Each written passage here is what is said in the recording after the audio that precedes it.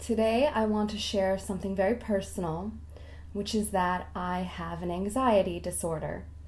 I was diagnosed with anxiety, specifically generalized anxiety disorder, which is considered a mental illness, when I was 19 years old after having a series of panic attacks where I imagined that I was dying and I had to be taken to the hospital multiple times on different occasions.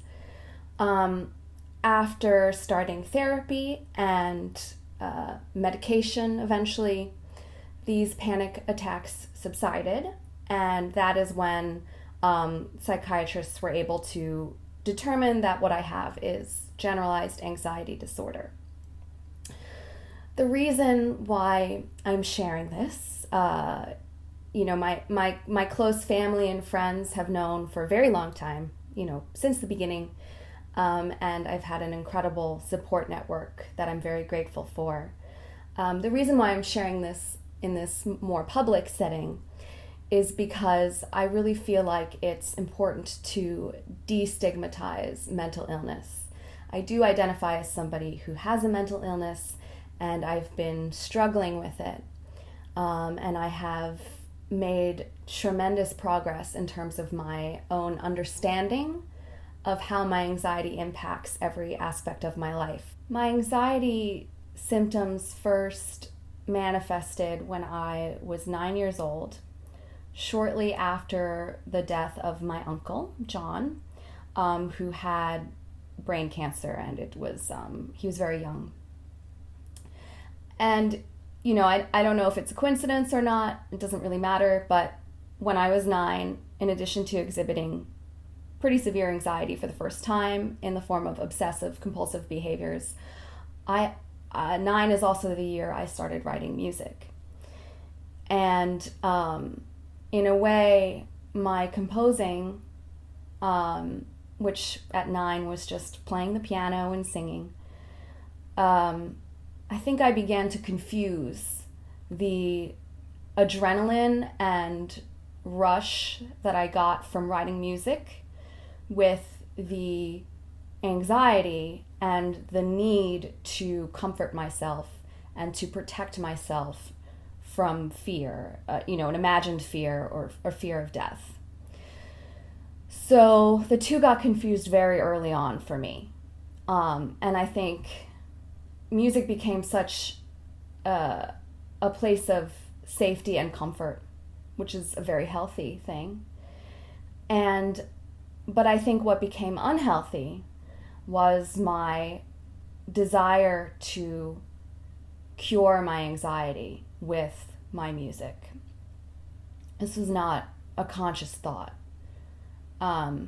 It's just something that I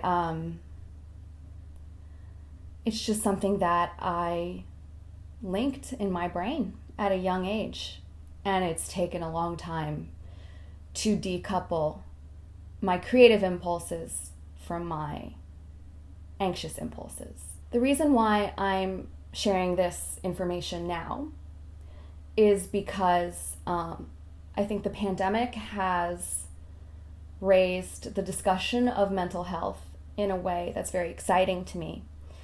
Of course, it's very upsetting that so many people are experiencing mental anguish and emotional anguish during this difficult period. I'm hoping that my tools will be useful to others who are maybe, kind of in the face of the pandemic confronting some of these issues for the first time, or maybe in a heightened way, because I think the pandemic is kind of heightening all of our existing problems.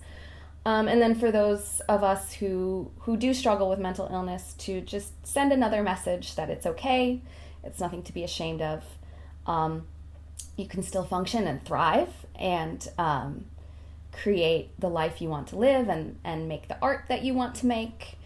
I also think that it's, in classical music and in Western art tradition, there's this kind of myth of the artist as a tortured psyche, and I think this is a dangerous myth. it's dangerous because it can be used, whether intentionally or not, to sort of put mental anguish and emotional anguish on a pedestal and allow us to ignore taking care of ourselves. In my experience, the healthier I've become, the more powerful my music has become, because it is a more authentic communication of who I am. So the greater I understand myself, the greater I'm able to communicate my deepest thoughts and feelings through my art.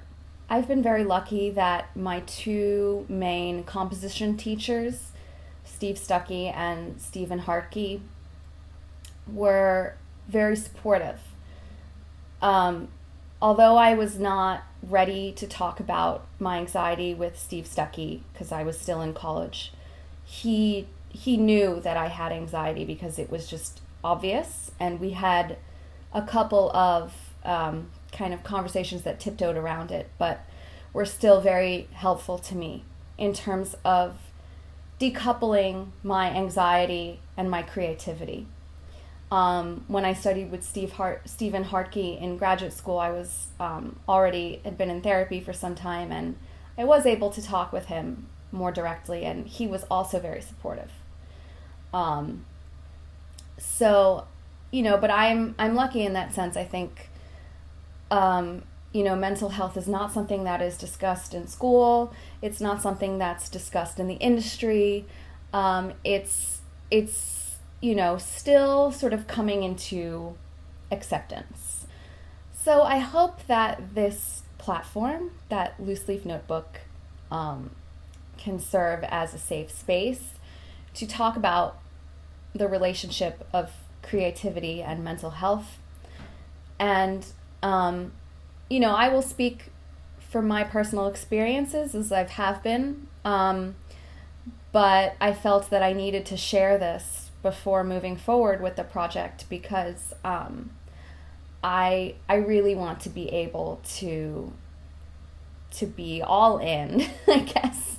I really want to be able to share the specifics of how my anxiety and my creativity were intertwined and how I've separated them and still continue to separate them. And I hope that will be of help to some people.